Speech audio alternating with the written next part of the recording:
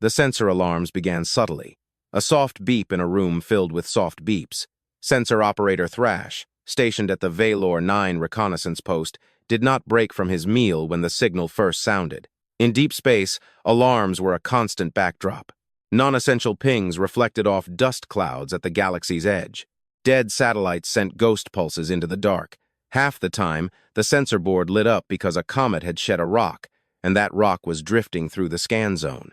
Then, it beeped again. Thrash set his food aside. He analyzed the readings. The object was not a comet. It had an engine signature. A thermal glow spread across his display like a bruise under the skin. Something was accelerating, something very large. He zoomed in. Then again, he stopped zooming because the numbers ceased to make sense. He opened the command channel. "Station Commander," he said, "report to the sensor bay." "I'm sleeping, Commander. Come now." She came.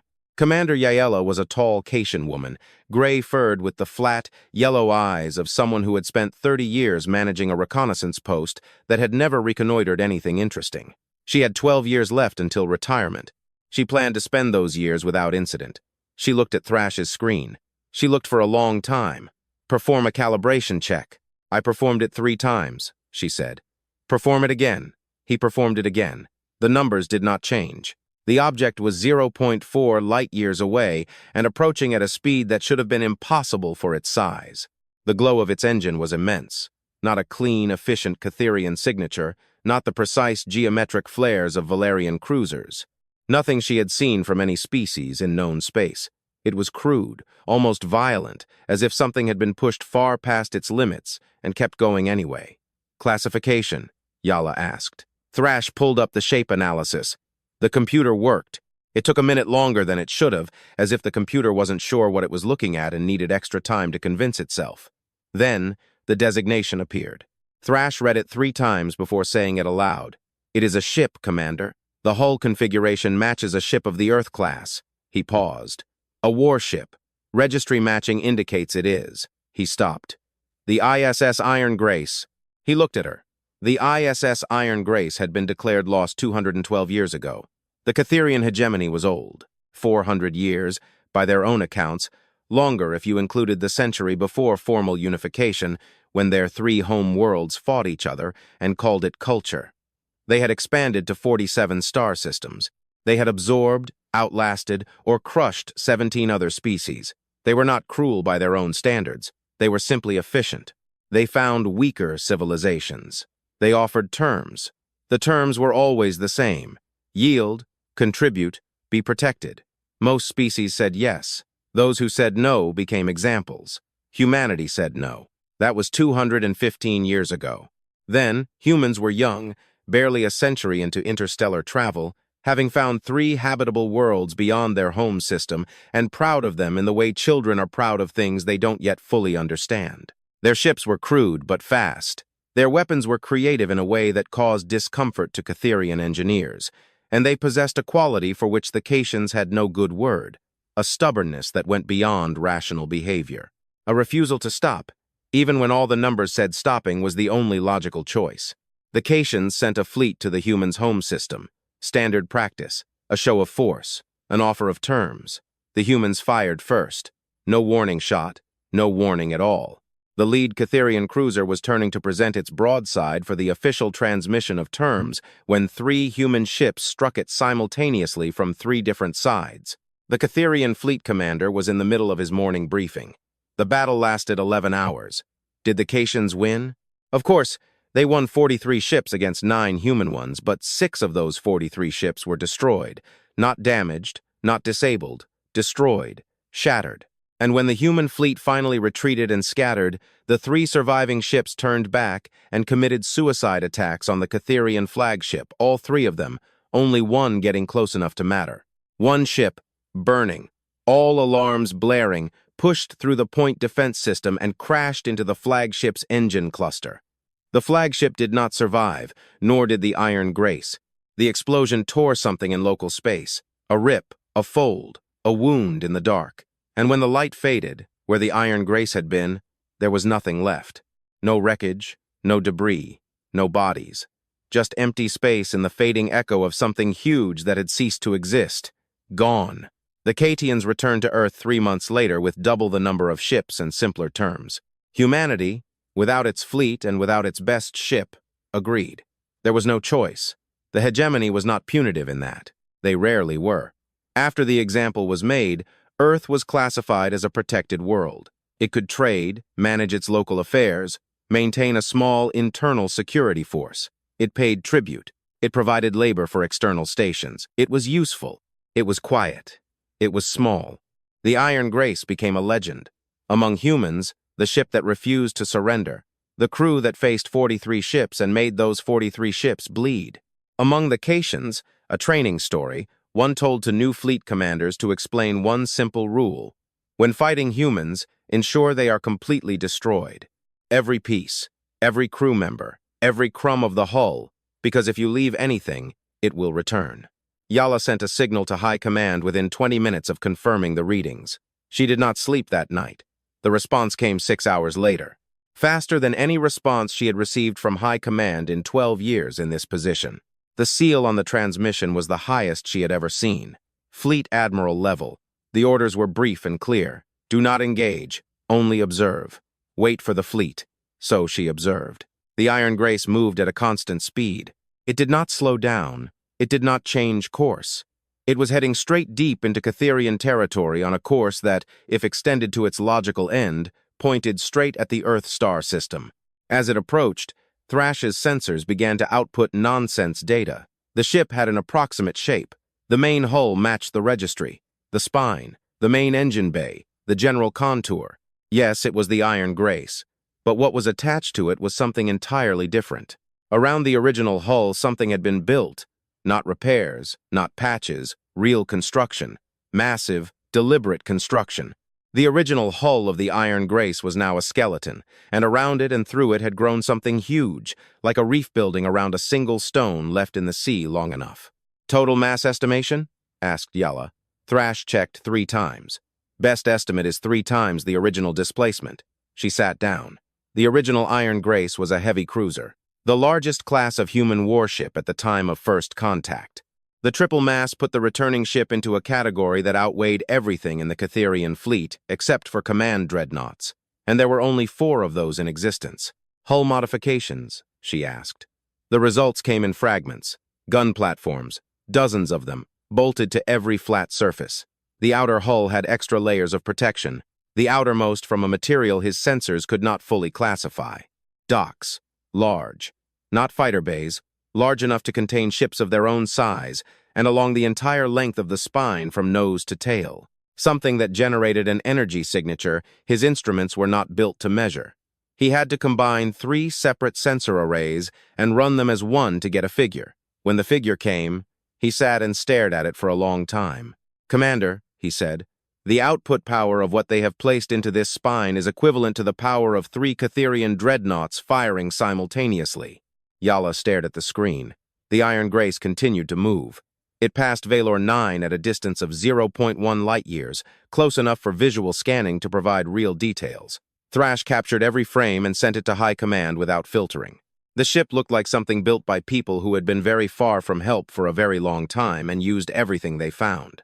The outer armor was dark, almost black, made of panels that were not all from the same material, taken from different sources, cut to shape, welded by hands that cared only for function and nothing else. The original hull underneath was still there, if you looked closely, like bones under scars. The scars on those original panels were old and strange, not combat damage. Combat damage had direction. These scars went in spirals and loops, as if the ship had spent time somewhere where space itself moved differently. There were words written on the hull near the nose, white letters large enough to read at such a distance. Human writing, English letters. Thrash had studied enough human records to transliterate them. 3 words. "We have returned." He included that image in the transmission. The second message from High Command arrived 4 hours later. It was brief. The Third Fleet was mobilizing. 200 warships. They would intercept the Iron Grace before it reached the inner systems. The Iron Grace was to be boarded, if possible, destroyed. If not, no records of this incident were to reach non-Catherian species. Protected worlds, especially Earth, were not to be informed. The reason for the final instruction was not stated. Yala thought she understood anyway.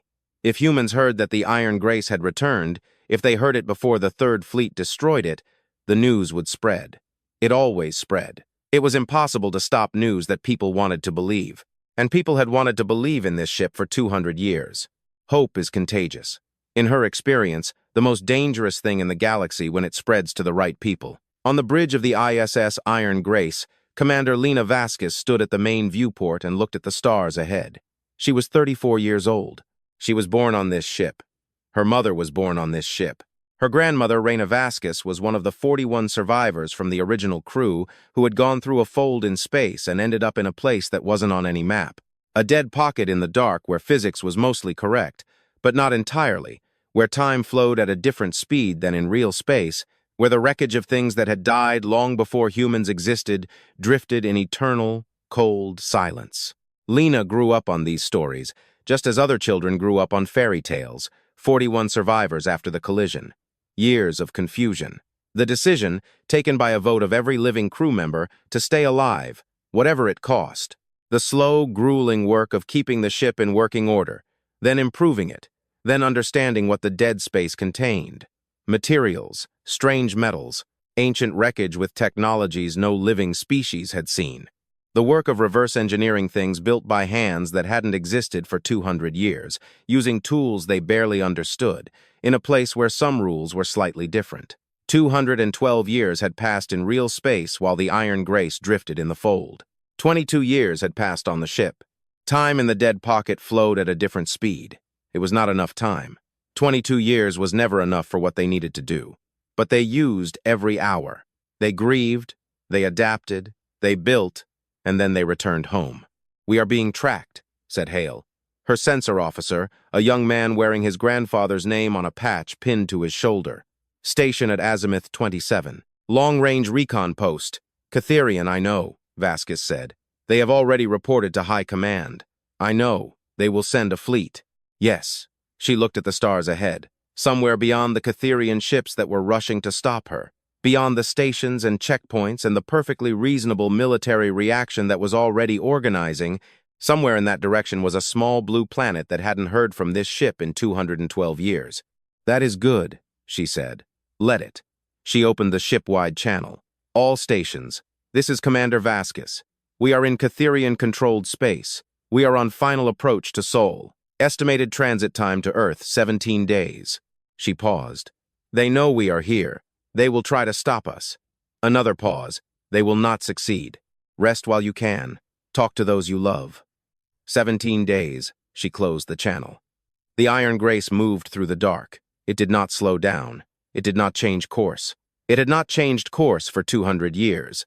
Now, it was not about to start. The Iron Grace was no longer a single unit. It began as a warship, one very good warship, built at the orbital shipyards over Earth in a time when humanity was young, loud, and convinced it was ready for whatever the galaxy could offer. 400 m in length, crew 800, armed to a level that slightly worried Catherian intelligence analysts, which was intentional.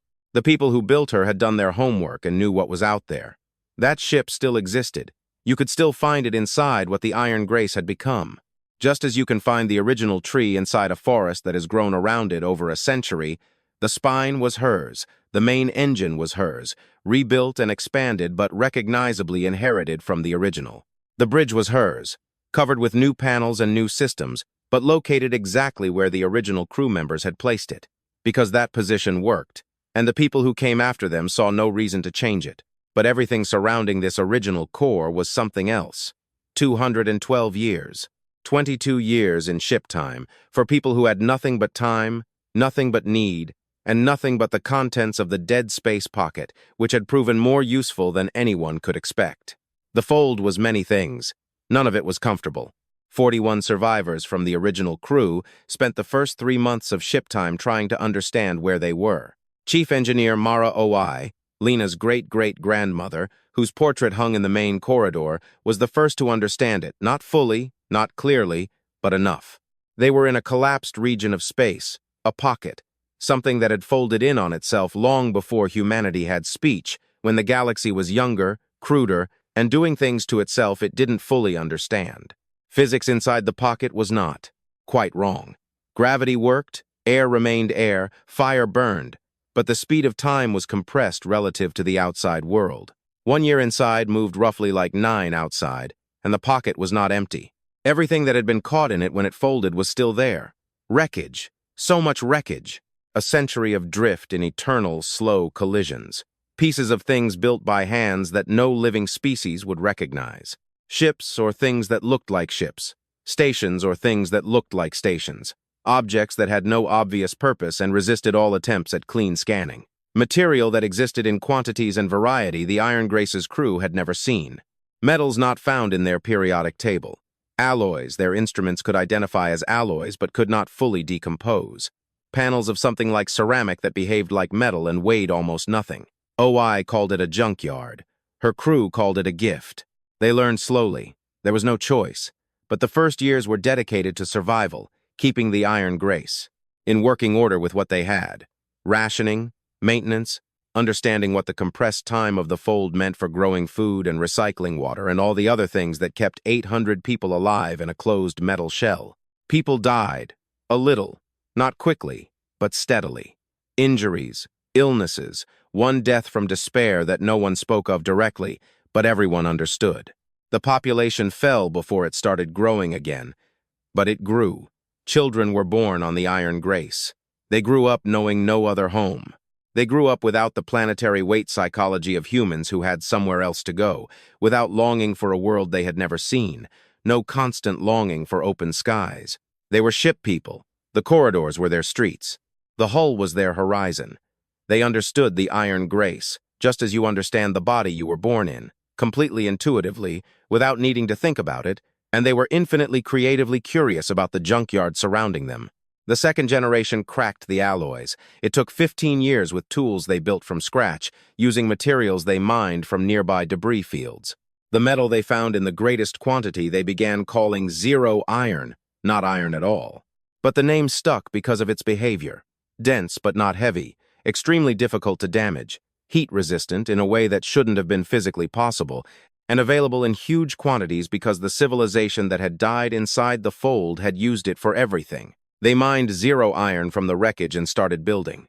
Gun platforms went first, not because violence was a priority, but because the people who had rammed the dreadnought to survive the first time understood that the galaxy does not reward being unarmed.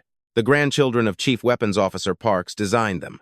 1, 2, barrel railgun systems that could fire faster than anything the original Iron Grace carried, using projectiles with zero iron tips that hit harder than anything the Caitians had in their standard threat database. Energy weapons came later, reverse-engineered from something found in deeper debris fields, a device the size of a shipping container that produced a beam they could not fully explain, but which they absolutely could aim.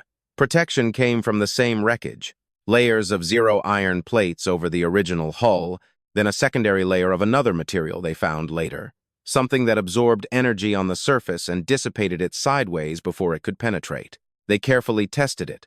They shot at it, burned it, tried to cut it with all the tools they had, ran all the energy weapon tests they could think of through it. The secondary layer withstood all of it. They wrapped the entire ship in it. The docks took the most time. Building ships inside a ship was slow, patient work. Small craft, which the crew called arrows, were not fighters in the traditional sense. They were more like very fast, very angry projectiles with a pilot's seat and 4 railguns, and the ability to dock back to the Grace in less than 60 seconds. There were 42 of them by the time the Iron Grace was ready to leave. Each pilot grew up flying in simulators in the corridors, had more hours on the real craft than any pilot of any fleet in known space. They had nothing else to do, so they practiced. Lena inherited command of the Iron Grace at 29, when her mother died of a heart condition that better medical equipment might have detected earlier. A fact she did not allow herself to be angry about more than once a day, because constant anger became noise, and she needed a clear signal. She spent 2 years confirming the preparation. She went around every section of the ship. She knew every weapon system, every layer of protection, every arrow, and every pilot. She knew the numbers raw, honest, worst possible case numbers of what the Iron Grace could withstand and what it could deliver. She ran every fleet collision scenario she could think of, using everything from the Catherian tactical database the original ship carried, updated as much as possible with data obtained from Catherian signal traffic that leaked into the fold at large intervals. She knew what the Cadians would send, not exactly, but within reasonable limits. She knew how they thought, how they organized fleet action, how they reacted to unexpected threats. She knew their blind spots. 200 Catherian ships, she estimated. That would be the answer to something they didn't understand. Enough to be overwhelming, a number meant to make discussion unnecessary. The Iron Grace would manage. She was not sure about many things. Confidence was not something you had access to in real command. Her mother told her that. Her grandmother's journals confirmed it. But she was sure of this. She had checked the numbers so many times that they stopped seeming like numbers and became something solid she could lean on. The Iron Grace would manage, and then they would return home. On the third day of transit, Hale caught a signal. It was faint. It was compressed to a very specific purity that was not standard communication. It was a survival frequency. One of the old Earth Navy codes. The one used when a ship or station was too damaged or too controlled to use normal channels. A whisper sent to the side, in the hope that someone listening would know what to listen for. Lena's crew knew what to listen for. They decoded it in 4 minutes. It came from a station called Gera Point, a human intermediate station on the edge of a transit corridor controlled by the Cations, one of 3 stations Earth was allowed to maintain for commercial traffic. The signal was 7 hours old.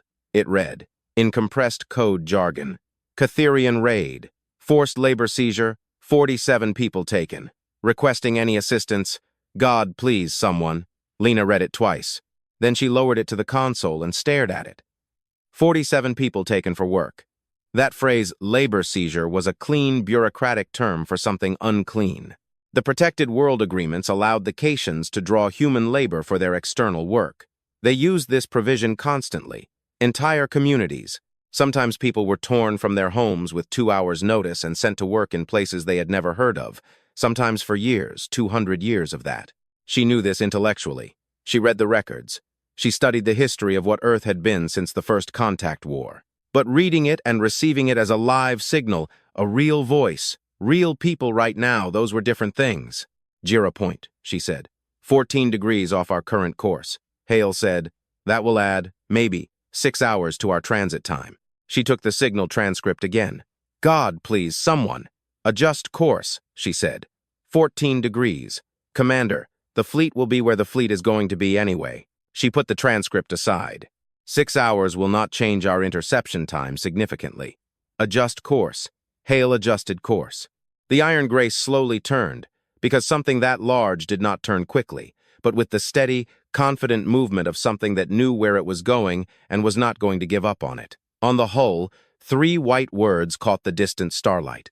We have returned. They arrived at Gera Point in 6 hours and 20 minutes. The station was small, a ring and spoke, built by humans. In the old practical style, built for function and maintenance and nothing more. 2 Catherian enforcement ships were still docked. Lena saw them on scan before she saw anything else. She opened a channel. Catherian ships at Gera Point Station, she said. Her voice was steady. She had practiced steadiness for a long time. This is Commander Lena Vaskis of the ISS Iron Grace. You are contacting a warship of the Earth Navy. You have seized 47 human citizens from this station. Release them immediately. You have 10 minutes. There was a long pause. Then the Catherian channel returned. Fully identify yourself. Registry of the Iron Grace. No. 10 minutes, Lena said. Starting now. She cut the channel. 47 people. She had overcome 200 years of darkness to get here. She could wait 10 minutes. The Catherian enforcement ships released the 47 people in 9 minutes and 40 seconds. They transmitted no other messages. They undocked from Gera Point with what Lena recognized as cautious, deliberate slowness. The movement of people who didn't want to make any gestures that could be interpreted as threatening. Not because they were not armed, but because they looked at what was in space 2,000 kilometers from the station and decided that diplomacy was the best option. Both enforcement ships jumped to FTL within 2 minutes of undocking. Gone. Just gone. Quickly and cleanly. Without a single word. Hale watched them leave. They will report everything. Good, Lena said. On the station, the 47 people were being sorted by the station crew. Through the station's communication system, which the Iron Grace had discreetly tapped into the moment of arrival, Lena heard voices, confused voices. People who had been told to return to their cabins asking questions the station crew couldn't fully answer. because the station crew themselves were still processing what they had seen outside the window. One voice sounded clear among the others. An older woman, judging by the voice, the station administrator. "What is that ship?" the woman asked. "What is that out there?" A long pause. "It is the Iron Grace," said a young crew member. His voice was uneven. Another pause. "That cannot be," said the administrator. "Ma'am," said the young voice. "I know." Lena closed the station channel. She allowed herself one moment, just one, when she stood at her viewport and looked at the station and felt something for which she had no clean word, not pride, not relief, something older and heavier than both. The feeling that something that should have been impossible was possible. Then she turned away from the viewport. "Resume course," she said. "Earth, maximum speed." The third Catherian fleet intercepted them 4 days later. They exited FTL in a deployed formation. 200 warships, coming out of superluminal transition one after another. The flare of each signature's appearance illuminating the dark like a slow strobe light. They were good. The formation was clean and professional. They took positions on the Iron Grace's intended path. With a distance of 90 kilometers between each ship, a grid covering more space than the Iron Grace could dodge in any realistic time. The fleet admiral commanded from the Catherian dreadnought Severine. He was an experienced officer, 40 years of service. A dozen fleet collisions, a strategic track record, including the suppression of 2 separate rebellions on border worlds that had gotten out of control. He had read the initial reports on the Iron Grace with professional interest and arrived at what he considered a reasonable assessment. The ship was large, larger than expected, modified beyond its original specifications in ways that were concerning on paper. But it was one ship, one old, heavily modified ship with a crew that had spent 22 years from their perspective in isolation, using salvaged equipment that had never been tested in real combat against 200 warships with standardized equipment, coordinated fire control, and doctrine honed over centuries of fleet collisions. He ran the calculations. He liked numbers. He opened a channel to the ship Iron Grace, identifying itself as the Iron Grace. "You are in Catherian, controlled space. You have committed several acts of interference in Catherian Authority operations. You are ordered to reduce speed to 0, submit to boarding inspection and await further instructions. Failure to comply will be met with force. You have 5 minutes to comply." The response came immediately. "Admiral So," said a voice on the other end. Female, young, completely calm. "This is Commander Vaskis of the Iron Grace. I appreciate the professional tone.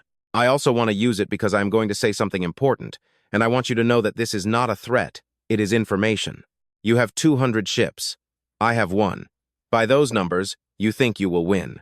I understand why you think that, but the numbers you are using are incorrect. And I am giving you this information because boarding this ship is impossible, and fighting this ship will cost you more than High Command informed you this situation is worth. So, here is my real offer. Let us pass. We are heading to Earth. We will not cause further incidents. We are not interested in the hegemony, its territories, or anything that belongs to it, except for that single planet we came from. Let us pass. So listen to this." He played it back once. Then he gave the order to open fire. 200 ships fired. The first volley was everything. Energy beams and kinetic strikes and missile clusters, layered as Catherian doctrine specified for attacking a single high-priority target. The idea was saturation. Cover all angles, leave nothing to chance. Strike the target with sufficient simultaneous force that no defense system ever built could absorb it all at once. The Iron Grace went into it. The outer armor withstood the energy strikes, absorbed them. The zero iron plate heated on the surface, glowed, faded. The energy dissipation layer did what it was intended for. Dissipated the strike sideways across the surface. Instead of letting it break through, the kinetic strikes were stronger. 3 broke through the outer layer cleanly enough to damage the second layer of armor. Missile clusters were mostly tracked and failed. The Iron Grace exited the first volley with a hot hull and some cracked surface plates, moving at full speed. So ordered a second volley. The Iron Grace's spine gun fired first. Lena didn't name it. Her chief weapons officer called it the spine line because it ran the entire length of the ship, and that was the most direct description possible. Technical specifications were complex. Effect not. It generated a focused beam of energy using reverse-engineered technology from the deepest debris field in the fold in a wavelength that was not in any Catherian threat table because it hadn't existed in the known galaxy until now. The beam hit the Catherian Severine in the midsection. The dreadnought did not explode. It was too large for that. What it did was more informative. The beam sliced through the front third of the ship, and the front third stopped moving with the rear two-thirds, as if someone had drawn a line through it. The rest of the dreadnought continued to move by inertia, slowly turning. Its engine bay was still pushing on the command bay, which was no longer attached, so survived. His bridge was in the rear two-thirds, but his command ship was finished. On every other Catherian ship in the formation, those who noticed what had happened to the Catherian Severine. The second volley was smaller than the first. The arrows came out, 42 of them, spilling out along the flanks of the Iron Grace, dispersing into formation with coordination that was not quite like anything the Caitians had seen. Catherian fighter tactics involved formation piloting, dense geometric patterns, centralized command. The arrow pilots flew as if they had grown up in corridors, instinctively knowing where others were, cutting through gaps in the formation, never staying in one place long enough to be reliably targeted. Each carried 4 railguns loaded with zero-iron projectiles, and the attitude of someone who had lived their whole life hearing they were going to do something impossible. Their targets were the engines. That was Lena's instruction. And the pilots followed it with precision. Not the ships, but the engines. Disable, don't destroy, where possible. A disabled Catherian ship was a message. A destroyed one was just wreckage. The spine line fired 3 more times. After the second shot, 30 Catherian ships broke formation and moved to attack the arrows, which was the wrong answer. The arrows were not the problem, and moving 30 ships to them meant moving 30 ships away from the Iron Grace, which meant 30 fewer guns aimed at the ship that was actually harming the fleet. After the 4th shot, 2 more Catherian ships lost engine function due to railgun strikes. After the 4th shot, the arrow formation broke. Not retreat, not beginning, but collapse. Ships drifting out of their assigned positions, commanders making independent decisions. The beautiful, clean network of SO's formation dissolving into something more like a mob. And a mob is not a fleet. A mob could not coordinate fire. A mob could not maintain effective saturation. The Iron Grace pushed through the mob. It wasn't fast. Nothing that large was fast, but it was steady, and it was aimed toward a gap in the disintegrating formation. And the spine line fired again, and the gap got wider. 40 minutes after the collision began, So, commanding the battle from a secondary command station on his damaged ship, gave the signal no fleet commander ever wanted to give. Retreat. Lena stood at her viewport and watched the Catherian ships retreat. Behind her, the bridge was quiet. Not the silence of people not talking, but the silence of people who had just done something huge and hadn't quite realized it yet. Hale was methodically dealing with damage reports. The engineering team was already working on the hull plates that had cracked. The aero pilots were returning one by one. The dock crew was guiding everyone home. 11 arrows had sustained damage. None were destroyed. The Catherian fleet had lost 3 ships irretrievably. 14 were disabled and 41 had various degrees of damage against 200 warships. "Commander," said Hale, "one Catherian ship is not retreating. It is holding position at a distance." Lena looked. A medium cruiser, not a warship. A light cruiser, one of the classes the Caitians used for courier and observation work. It was standing still, not targeting, not approaching, just standing and watching. She opened a channel to it. "Catherian observation ship," she said. "I see you. I am not going to shoot at you. I want you to observe what happens next. And I want you to transmit everything back to High Command, every detail. I want them to know what this ship is, what it can do, and what we are going to do when we reach Earth. Can you do that?" There was a long pause. "Yes," the voice answered. Young, slightly trembling. "But yes, okay." Lena closed the channel. She returned to her crew. "Damage assessment in 1 hour. Rest where you can. Resume maximum speed in 90 minutes. She paused. "Good work. Everyone. Your families will be proud." She walked to her personal station at the back of the bridge and sat down. She took out a handwritten list on real paper, which she used for everything important because screens could break and paper could not. And she cleared her throat, checked the aero pilots' names one by one. "All present," she exhaled, put the list down. 13 days, she said to herself. 13 days to Earth. News moved faster than the Iron Grace. The Caitians tried to contain it. They shut down commercial repeaters in the sectors the ship had passed through, labeled the Jira Point incident as a classified enforcement case, issued instructions to every protected world station in the region to hold all outgoing traffic for inspection. They were efficient at it. They had a long history of dealing with information that wasn't supposed to spread, but 47 people had been returned to Gira Point Station, and every one of them had seen the Iron Grace, and the station crew had seen it. And both Catherian enforcement ships that were docked there had reported to their commanders, and those commanders had spoken to other commanders. And someone in one of those chains had a contact on a non-Catherian ship to whom they owed a favor. Information wants to move. People want to tell each other things. These are facts of the galaxy that no efficient signal management ever managed to change. Word reached Earth in 6 days. Earth, in the 215th year of Catherian protection, was a different place than the Earth that launched the Iron Grace. Physically, the planet was the same blue and green, scarred by centuries of human activity, in all the ways planets are scarred. The cities were still there, people were still there. They had their governments, their music, their arguments, their food, their complex relationships with each other. The Cations didn't interfere in any of that. They weren't interested in managing the details of human life, only its useful results: labor, minerals, agricultural products, transport fees. But something had become quiet. Shipyards that once built ships like the Iron Grace were now certified only for commercial construction. Military training centers were cut down to small internal security programs. Large radio antennas that once reached into the dark were now focused inward on Earth's own communication needs, because reaching into the dark and asking who was out there was classified as a strategic interest under the protection agreement. People of Earth had become very good at not making big gestures. They kept their heads low. They paid tribute on time. They sent labor quotas when asked. They maintained and maintained and maintained that great human talent for endurance, which from the outside looks like passivity, but from the inside looks more like twisted wire. When word reached Earth not through official channels, because official channels were blocked, in every city something happened simultaneously that had no name in any political science textbook. People didn't march, they didn't riot, they stood in the streets and looked at the sky. That was it. They just stood and looked. The Catherian orbital group over Earth consisted of 8 ships. This was the standard set for a protected world. Enough force to maintain compliance. Not enough to look like an occupation if someone paid attention to appearances. 4 patrol cruisers, 2 heavy destroyers, 1 administrative vessel, 1 relay ship. Commander Taz of the Hegemony Garrison flagship Grace. The name was not ironic. The Cations just liked giving names. Taz received the report on the 3rd Fleet collision. Simultaneously, he received the first rumor from his intelligence officers that the news had reached Earth.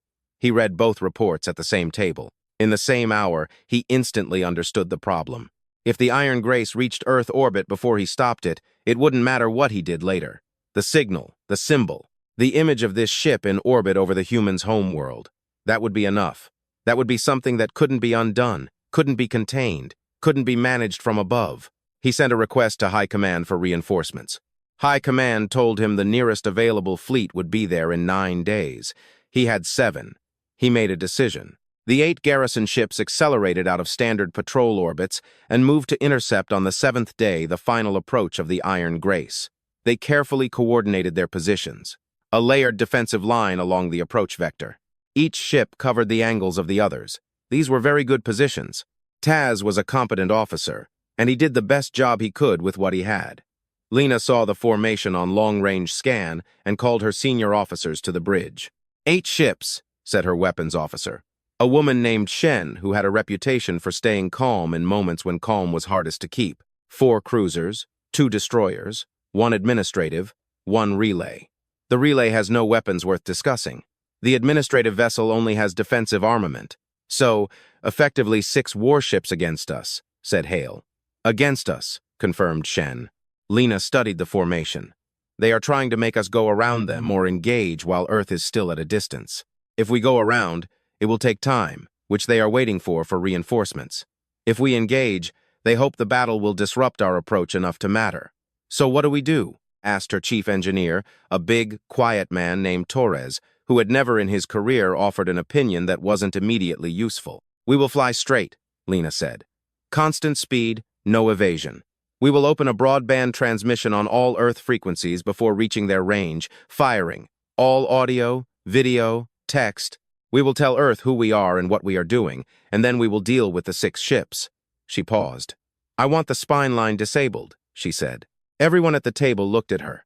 "These 6 ships are doing their job," she said. "Their commander has fewer options than so did, and worse odds, and he knows both those facts. I am not going to slice their ships in half if I don't have to. Standard weapons, arrows on standby. We will pass cleanly if we can." Torres nodded slowly. Shen made a note. Hale had the expression of a man who wasn't sure if this was wisdom or sentimentality, but decided it wasn't for him to ask. "Good," Lena said. "Let's go home." The broadcast went out 2 hours before the garrison's combat range. It wasn't a speech. Lena thought about giving a speech, wrote 3 versions during the quiet hours of transit, and deleted all 3 because they sounded like speeches too composite, too finished. The people of Earth didn't need a finished thing. They needed a real one. So she sat in front of the bridge camera and told the truth. She told them who she was and where she came from. She told them about the fold in space and the 41 survivors and the 22 years that were 200 outside. She told them what they found there and what they built. And she told it simply, without embellishment, because the facts themselves were extraordinary enough. She told them they were returning home. She told them the garrison would try to stop it. She told them she would deal with the garrison. Then she said something else. 200 years ago, she said, "This ship and its crew gave Earth time. The crew gave everything they had to give you more time to find a way out." I don't know if that was it. Maybe the Caitians just became comfortable. Maybe years passed, and comfort felt like peace. It's human. It's reasonable. She looked straight into the camera. But we are no longer comfortable, and you don't have to be either. She finished the broadcast. On Earth, in a city that once had other borders and another name, a woman named Sol Reyes was watching the broadcast on a screen above a market stall. When the Iron Grace appeared on the horizon of the video feed, she saw only its shape huge and dark, and moving with that steady, purposeful weight that very large things move with when they have somewhere to go, and nothing will change that. She grew up hearing the story of the Iron Grace from her grandfather, who heard it from his mother, who had been a naval history student before the university stopped teaching naval history. She thought of it as one thinks of old stories true in spirit. Most likely not in every detail, something that becomes bigger and more perfect by passing through so many years. The ship on the video feed was more than a story. She wasn't the only one watching. The market around her went quiet, which had never happened in markets. She heard people in the street, not talking, listening, looking up. Above them, 8 Catherian ships lined up. Above them came the Iron Grace.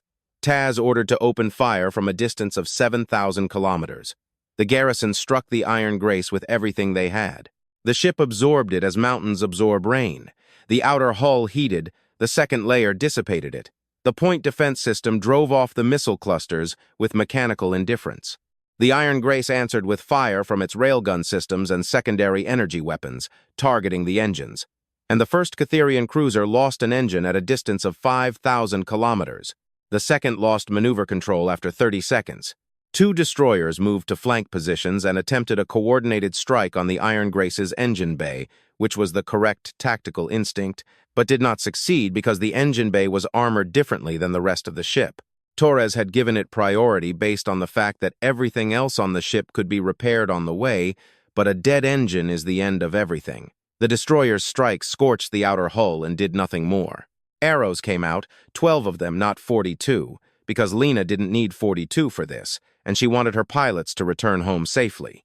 12 moved with the same instinctive, boundless coordination as before. And in 4 minutes, the remaining cruisers lost engines. The 2 destroyers, observing this, made a calculation. They lowered their weapon signatures. Partial compliance. Taz had not given such an order, and they were not about to give it without one, but it was a clearly readable tactical gesture. Weapons off. Shields maintained. Stop firing. Lena saw this on her board. Acknowledge their gesture, she said. Do not target them. Continue. The Iron Grace slipped past the garrison line, and then underneath, through viewports, through cameras, through every screen that was showing the broadcast at that moment on the planet below, was it? Earth, blue and white, and huge in the way home, is always huge when you have been away for so long. Lena stood at the main viewport and looked at it. Behind her, the bridge was not quiet this time. Someone was crying. Someone else was laughing so that it sounded like the same thing. Hale covered his mouth with his hand and looked out the viewport with an expression that had no simple name. Lena kept her expression unchanged. She was the commander. She held herself together, but she allowed herself in the privacy of her chest, something that felt like a tide after a very long absence. She opened the ship-wide channel. "We are in Earth orbit," she said. "We are home." The ship answered her with a sound that rose from every corridor, every compartment, and every dock. The sound of 4,000 people who had been born on this ship, who had worked their whole lives for this moment, who had never seen this planet, and were seeing it now for the first time. It was not a scream of joy. It was more than a scream of joy. She let it last for a while before opening the channel again. "Now," she said, when it became quieter. "Let's get to work." The reserve fleet of High Command was 9 days away. They had 9 days to prepare. Earth had 9 days. 9 days between the Iron Grace's entry into orbit and the first long-range scan, which showed the reserve fleet 3,000 warships, the full power of the Hegemony's main offensive fleet, the kind of fleet they hadn't gathered since the original contact war, exiting FTL at the edge of the solar system. In the long history of the galaxy's military mobilizations, 9 days is nothing. It was barely enough to organize a supply chain, let alone change the fundamental nature of the conflict. Every strategist looking at the numbers would have said one thing: Earth had no realistic path to survival. The strategists would have been working on incorrect data. The Iron Grace touched Earth orbit, and within 2 hours, the first shuttle went up. Lena expected officials, diplomats, people with authority and schedules, and a special kind of controlled anxiety that comes with high-level meetings. What she got was Admiral Senna Park, 81 years old, head of Earth's nominal internal security fleet, which meant she commanded 12 small patrol craft that technically were not warships because the protection agreement forbade warships, and were technically patrol craft, but were built by people who knew exactly what might be needed someday. She went up alone, without staff, without guards. She entered the main deck of the Iron Grace and looked around as a person looks around when they are in a place they have spent their whole life imagining, and they need a moment to match reality with the version in their head. Then she looked at Lena. "You are younger than I expected," said Park. "You are older than I expected," replied Lena. Park laughed. It was a short, sharp sound, the laugh of someone who does it infrequently and fully means it when they do. "I have been calculating what we have down there for the last 30 years, she said, waiting for an excuse to use it her whole career. Waiting for an excuse. "Tell me," said Lena. Park told her that the protection agreement forbade warships. It said nothing about industrial equipment, mining ships, heavy cargo ships, construction platforms, or long-range survey craft. It said nothing about the specific energy systems that power the planet's industrial output. It said nothing about the specific metallurgical processes needed for large-scale orbital construction. Her predecessors, people who understood after the first contact war that accepting the terms did not mean forgetting what had happened, spent 150 years building things that were not warships. They were not warships in the sense that a loaded weapon held behind your back is not a weapon until you pull it out. The 12 patrol craft were the smallest part of this. There were 43 heavy industrial ships currently in Earth orbit and at orbital stations. Ships built for asteroid mining, for towing construction materials, for refueling work. Each of them was armored beyond what any industrial ship required, because the people who built them were very worried about the safety of their crews and took extensive precautions. Each carried defensive armament that technically met the protection agreement specifications and practically went far beyond its spirit. There were 3 orbital platforms, classified as construction and repair facilities. In fact, these were the most heavily armed space platforms ever built by Earth, built slowly over 40 years in pieces, so that no single addition ever looked like a military expansion. And in 3 places on the surface of Earth, 2 in mountain ranges, 1 in an ocean trench, were ground systems that Park described to Lena in short, simple sentences, watching Lena's face as she described them, to see when the realization would come. It came. "How long?" asked Lena. 24 hours to fully launch the ground systems," said Park. "Orbital assets are ready. Now we were waiting for this." 3,000 ships, said Lena. "I know." Park looked at her steadily. "We cannot fight 3,000 ships, not alone. But we don't need to fight all 3,000. We just need to make the cost so high that High Command decides the cost exceeds the benefit." She paused. "That was always the math, wasn't it? Make it expensive enough. Make them think." Lena thought about the Third Fleet, about the broken dreadnought, Severine slowly rotating in the dark, about the observation cruiser she had left to report on everything. "Yes," she said. That was always the math. 9 days were not spent in vain. The Iron Grace was in low orbit over Earth and working. Her engineering crews went out onto the hull in the unpressurized dark and replaced cracked plates, new zero-iron panels, transported in the ship's cargo bays for exactly this purpose. More material than she left the fold with. Because they expected damage, they were cut, fitted, and welded. Weapon systems were recalibrated. Arrows were fully serviced, each of them with pilots performing maintenance themselves alongside the dock crew, as they always had. Below them, Earth was also working. Heavy industrial ships moved, orbital platforms activated, on Earth in the mountain ranges and the ocean trench. Machines that had stood and waited for 30 years came into working order one by one and conducted their tests. On the third day, Park sent 23 more people, young engineers. Most of them who had grown up knowing what those machines were for, and who had spent their careers maintaining them in the hope that one day all this preparation would be applied. They took a tour of the Iron Grace with expressions that Hale, who conducted most of the tour, later described as the look of children in a museum of things they had only seen in pictures, except the pictures had come to life and were extremely armed. On the 5th day, Lena made a broadcast to the Catherian Reserve Fleet, which by that time was visible on long-range scan, and she knew it was watching. "Grant, Admiral of the 3rd Catherian Expeditionary Corps," she said, because she had done her research and knew who commanded it. "This is Commander Vaskis. I know what you are bringing. I want to tell you what you are getting into before you arrive, because I am not interested in unnecessary casualties on both sides. I professionally dealt with Admiral So. I would like to deal with you as well." She listed what awaited them. Not all the details. She didn't have all the details herself, but enough. Platforms, ground systems, the Iron Grace itself, and what the spine line had done to the Catherian Severine. Numbers clearly laid out without drama. "You have 3,000 ships," she said at the end. "That is enough to win. If victory means only destroying so many of ours that nothing remains. But it is not enough to do that without losing ships. Many ships. And the question you must ask, High Command, the question I am asking you to ask them right now, is whether Earth in the state it will be after such a battle is worth what you will pay to get it back. We will give you nothing. We will not negotiate our freedom. We are not asking for protection and are not interested in terms. We ask that we be left alone." She looked into the camera. "Think about what we built in 22 years in the dead pocket of space, having only wreckage and stubbornness. Think about what we will build in another 200 years if you leave us alone. This is not a threat. It is an offer." She finished the transmission. The Catherian fleet exited FTL at the edge of the solar system in one massive, coordinated appearance. 3,000 engine signatures blooming on the scan display like a lit field. The largest fleet assembly Lena had seen in numbers in the Iron Grace's old military records. She stood at her viewport. She held her hands still. "All stations," she said. "This is it." The fleet approached at a measured speed, not a partial combat mode, which would have looked one way, but an immediate one, which looked another. Medium pace. The pace of something that has immense force behind it and knows it.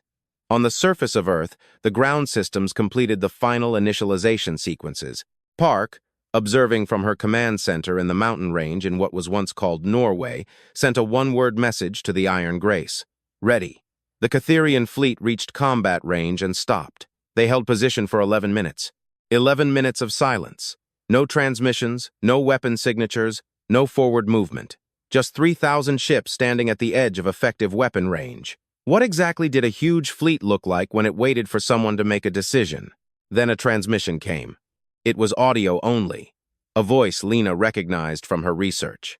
Grant, Admiral of the SIS, the officer who commanded the Expeditionary Corps and who, before this position, had served as the Chief Strategic Analyst of High Command for 30 years.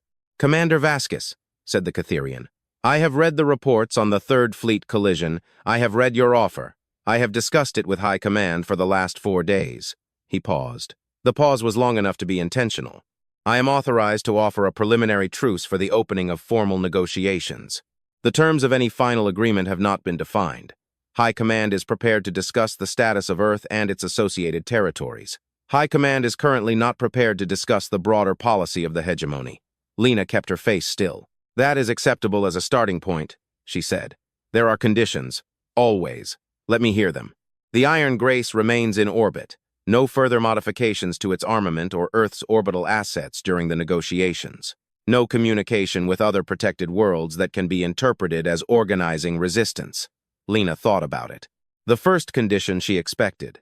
The second she expected. The third was interesting.